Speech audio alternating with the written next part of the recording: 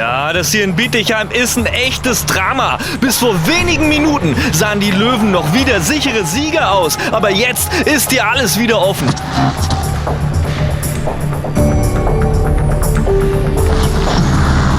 2:2 im entscheidenden Playoff-Spiel. Es laufen die letzten Sekunden.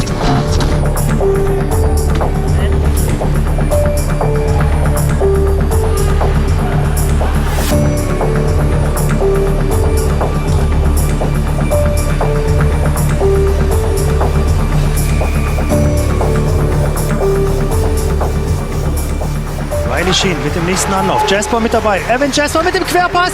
Und da ist das 3:2 für die Steelers, die das Spiel Sheen auf Jasper und er hat die Ruhe vor dem Tor und macht Trainer der Verteidiger.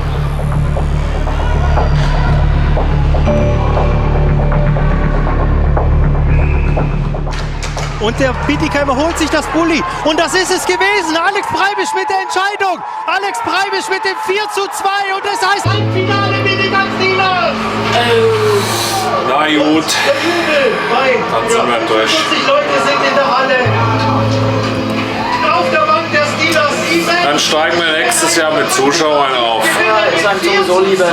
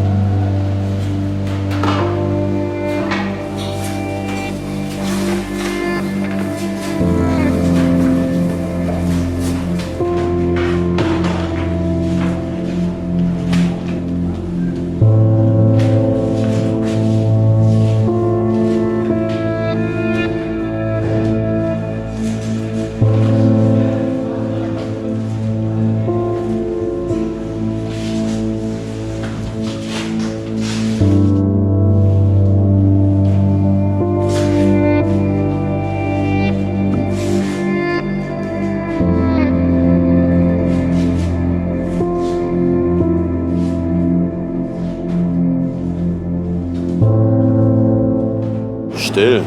Hat keiner was gesagt. Franz ist dann reingekommen und die Trainer neben die Hand geschüttelt, hat gesagt, wir sprechen die nächsten Tage. Und ja, also es gibt keine richtigen Worte nach dem Serien aus.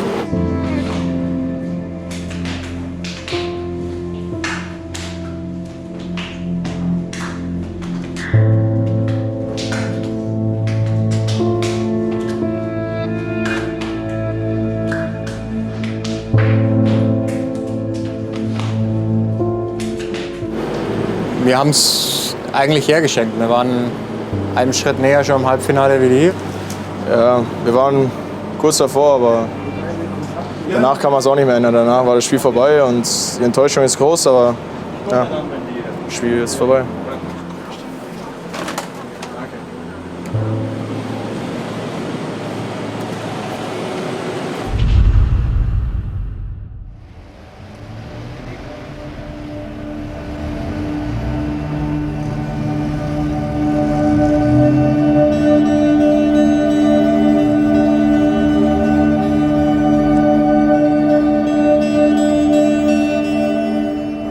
Also, ich habe meine Zeit hier in Kassel genossen. Ich meine, ich bin ein Vancouver-Boy. Ich bin an die Großstadt gewöhnt. Und ja, ich hatte das sehr große Glück, aufgrund des Eishockeys durch die Welt zu reisen und in vielen wundervollen Städten zu leben.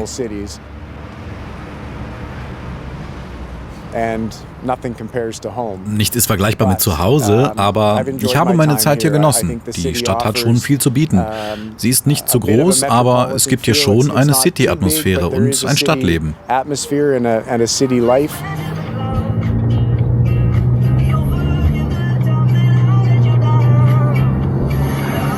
Wenn ich auf meine Zeit als Trainer in Frankfurt oder anderen Stationen zurückblicke, schaue ich immer auf die positiven Erfahrungen, die ich von dort mitnehmen kann.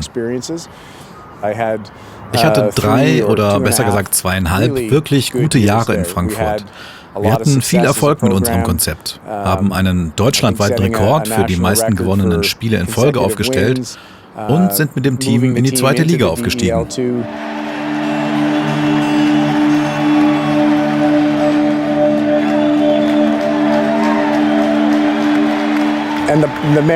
Und die Erinnerungen, die nicht so positiv waren, haben mich zu dem Trainer gemacht, der ich heute bin. Sie haben mich und meine Entwicklung als Profi in diesem Geschäft geprägt. Ich finde Tim Kieler beste Trainer seit langer Zeit, den wir in Kassel haben. Und er kitzelt halt aus den Jungs immer das Beste raus und er versucht eben halt auch jeden Spieler immer besser zu machen. Und das funktioniert halt perfekt.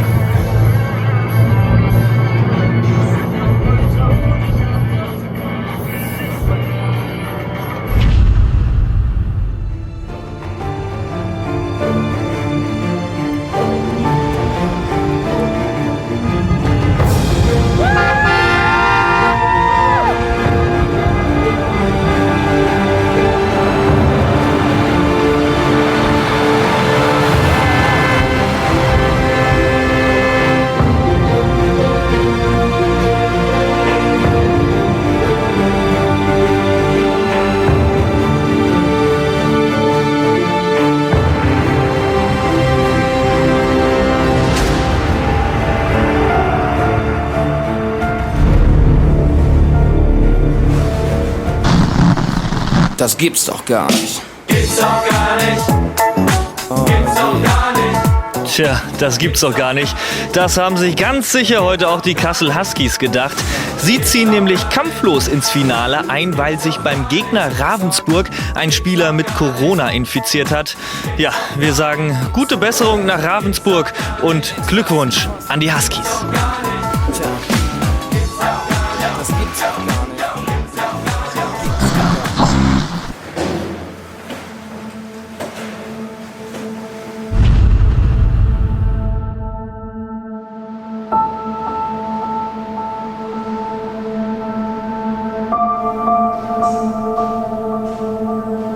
Nach so einer Eishockey-Saison geht das dann immer ganz schnell. Man sieht es ja auch in der Kabine. 2 Tage später war die Kabine leer und ja, ist traurig, wenn man sowas sieht, weil eigentlich würde ich hier lieber die ganzen Schläger sehen und die stinkende Ausrüstung. Und ja, leider.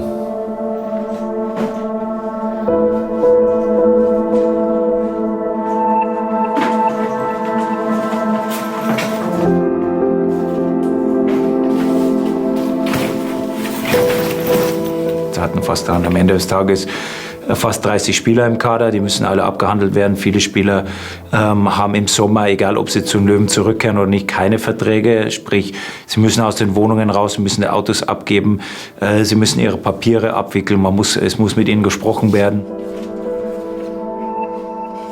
Ja, in den meisten Vereinen, zum Beispiel zumindest in der 2. Liga, gibt es nur 9 Monatsverträge und die anderen 3 Monate ist man dann quasi arbeitslos. Ich habe mich am Montag dann beim Arbeitsamt gemeldet, habe angerufen und ja, jetzt muss ich halt schauen, wo ich nächste Saison auch spiele. Also ich weiß es nicht, ich befinde mich jetzt in Gesprächen mit Frankfurt und auch anderen Teams, aber ja, das ist jetzt erstmal, ich will mir jetzt erstmal festlegen, wo ich nächste Saison spiele und dann mal schauen, wie es weitergeht.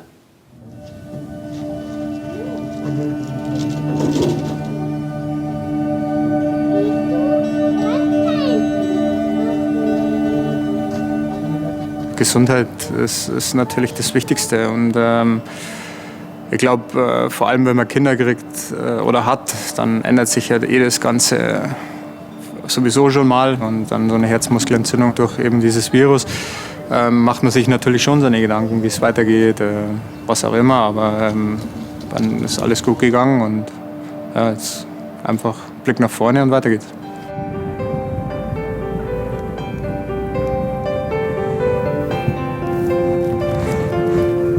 Dann sind wir auch gleich ziemlich schnell in die Kabine, haben unser Zeug gepackt, was halt noch von uns war. Ja, dann haben wir ein Limit bekommen, bis Samstag, glaube ich, aus der Wohnung rauszugehen. Und ja, dann bin ich auch, glaube ich, schon Mittwoch oder so bin ich schon nach Hause zu meiner Familie gefahren. Ja.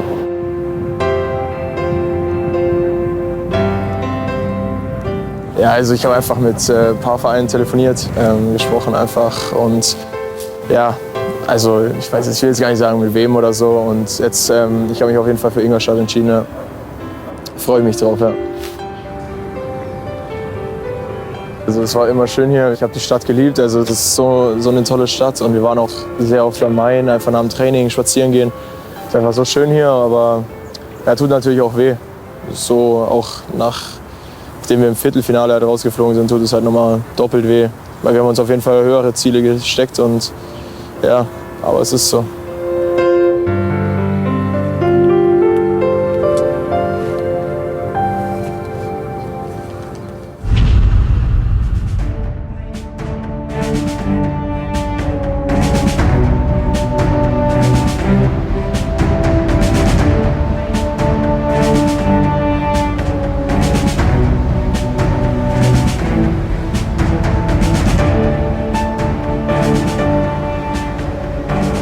But that first battle is going to set the tone all the way throughout the game.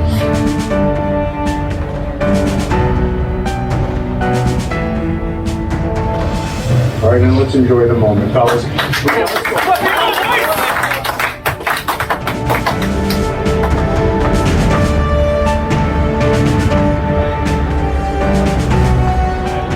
Das DL2-Finale zwischen Kassel Huskies und Bietigheim Steelers. Es läuft ab jetzt. Die Schlittenhunde in den dunkelblauen Playoff-Trikots. Schön durchgesetzt. Saponari, Preußen. Abschuss ist Tor! Tor für die Huskies, das 1:0.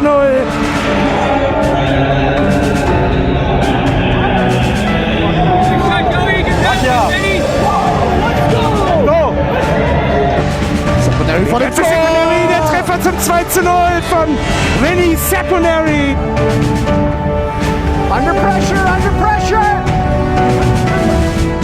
5 Sekunden nochmal die Scheibe bei den Steelers. Jetzt muss der Abschluss kommen, ansonsten war es das mit dem ersten Finale. Und das ist so, Huskies gewinnen das erste Spiel 2:1 und gehen in der Serie mit 1:0 in Führung.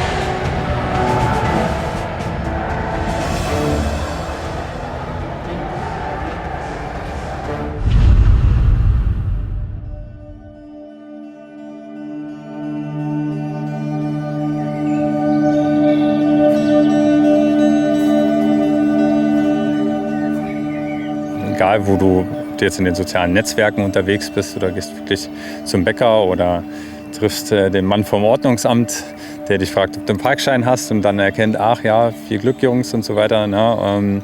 Ich denke schon, dass die Fans in Kassel und die ganze Stadt, gerade wo die jetzt auch die Playoffs angefangen haben, einfach noch mal ein Stück mehr dahinter stehen.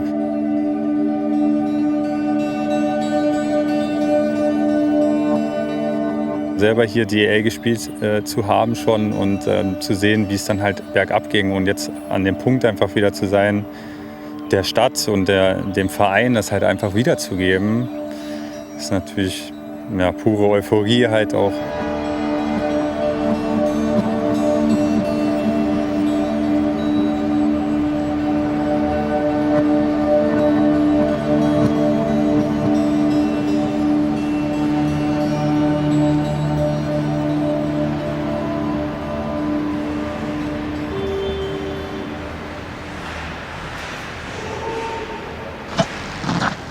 Boah, was war das für ein Pech. Die Huskies verlieren durch ein Tor 37 Sekunden vor dem Ende und lassen somit den ersten Meistermatchball liegen. Die nächste Chance gibt's dann aber schon wieder übermorgen in Bietigheim.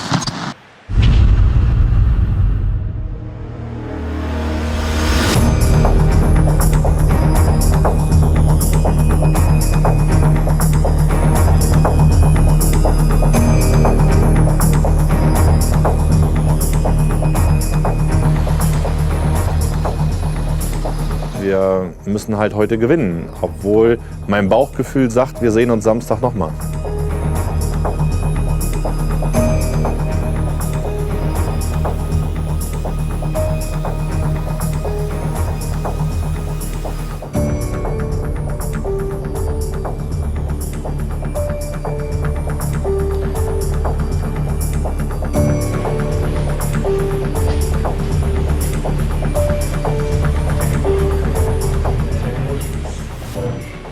Posey's group starting up front. Chevy, Nolan, Aaron.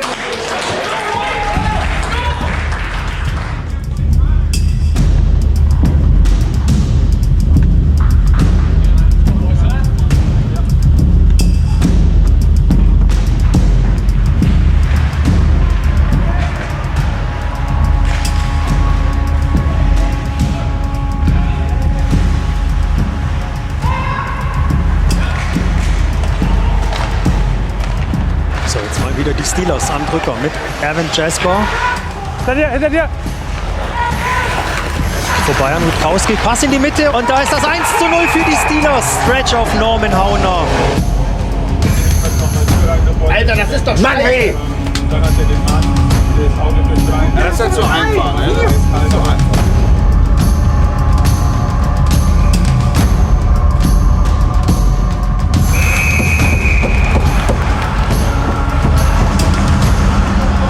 Ja, Kassel jetzt 1, 2 große Chancen, sind gut aus der Kabine rausgekommen und da wieder an der Turnover.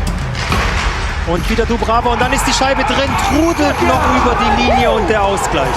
Das hat sich ein bisschen angebahnt.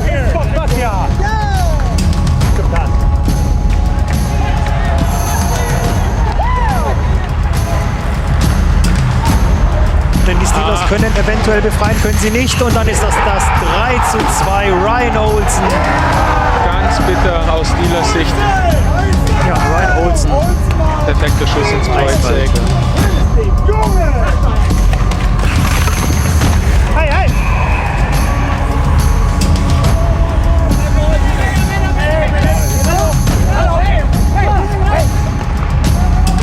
Es geht jetzt seit 15 Jahren das erste Mal wieder um den Aufstieg und das ist schon eine große Sache. Und Tor für die Steelers.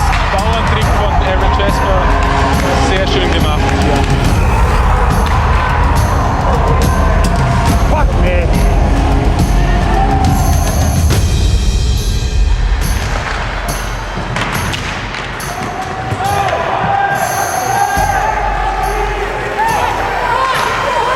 Norman Hauner für die Steelers. Hauner legt es sich zurecht. Was für ein Block. Was ja, für spitz, ne? Aber der Scheibe immer noch heiß. Wieder ist Jasper, bringt sie rein. Tor! Tor! 1,5 Sekunden! 1,5 Sekunden, du hast es gesagt. 5:4. 1,5 Sekunden vor dem Ende. Unglaublich. Wow. 5:4 für Bietigheim, 1,5 Sekunden vor dem Ende. Und ich glaube, ich muss kein Prophet sein, um zu sagen, dass wir jetzt Spiel 5. No! Also,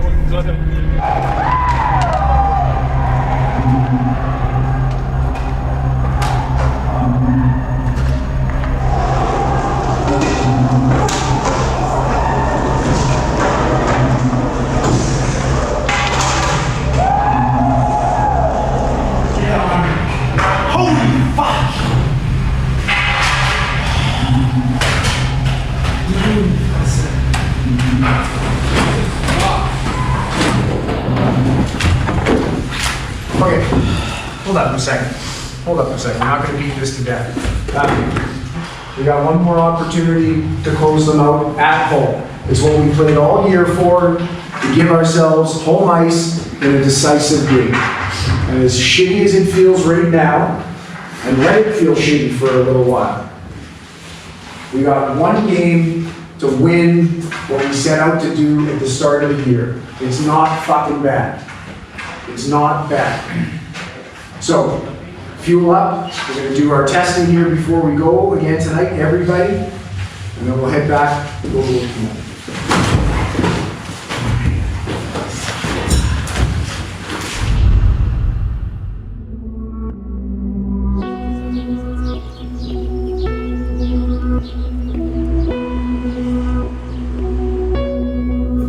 Wir leben jetzt über ein Jahr in der Pandemie und alle Vorzeichen haben sich komplett umgedreht.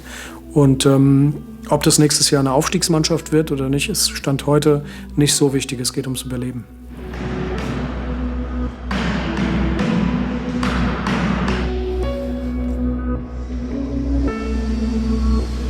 Wir sind zuversichtlich. Nach dem Kenntnisstand, den wir heute haben, werden wir Zahlungen erhalten, die es uns ermöglichen, auch in der kommenden Saison professionellen Eishockeysport in Frankfurt anzubieten.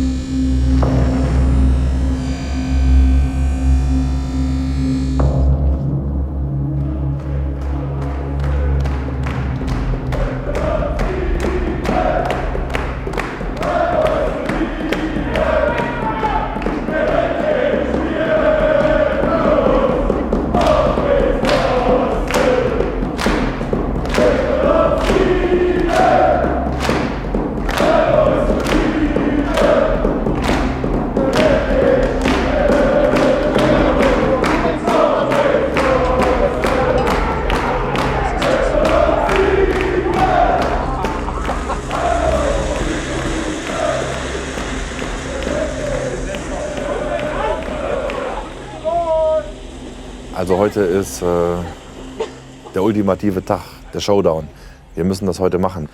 Also wir brauchen heute jede Sekunde 100%. Einsatz, Willen, wir brauchen heute Playoff-Hockey. Wir müssen halt auch heute mal hart spielen. Wir müssen halt Bietigheim mal an die Wand fahren und die Jungs müssen alles geben.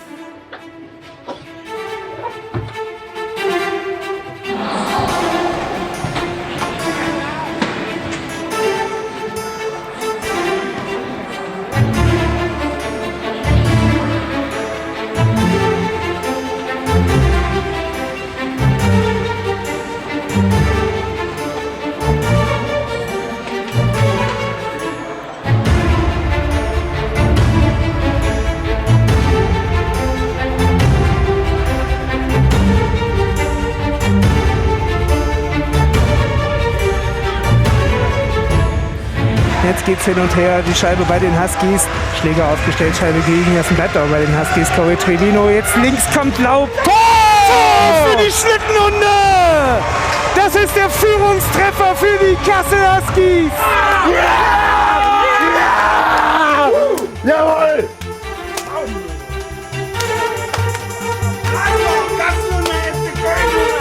Jawohl!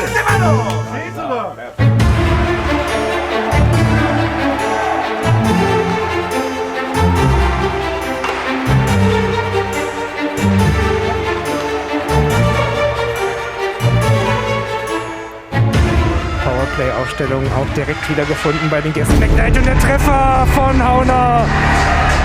Der Ausgleich für die Steelers erneut im Powerplay.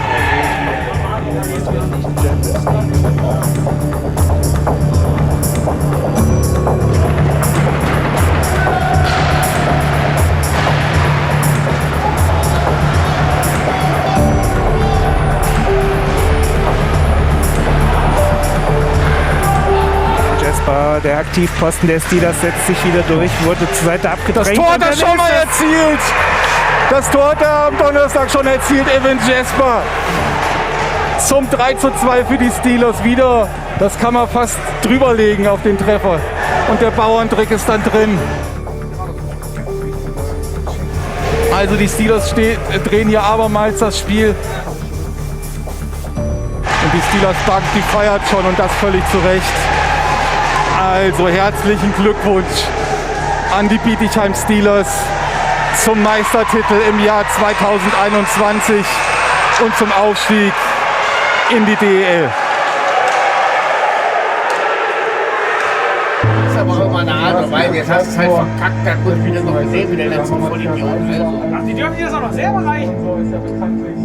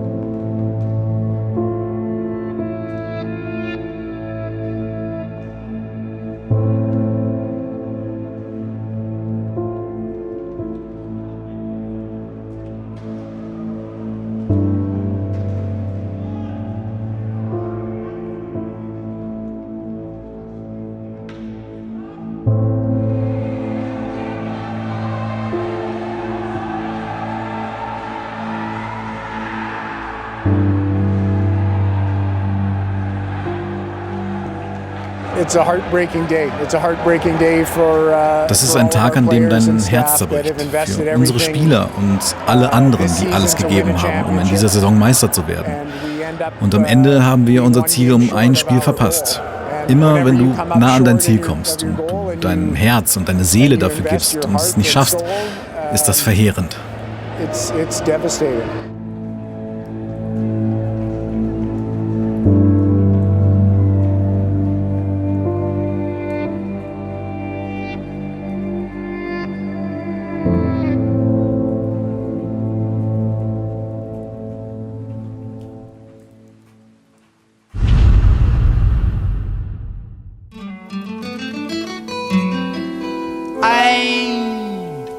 Always look on the bright side of life.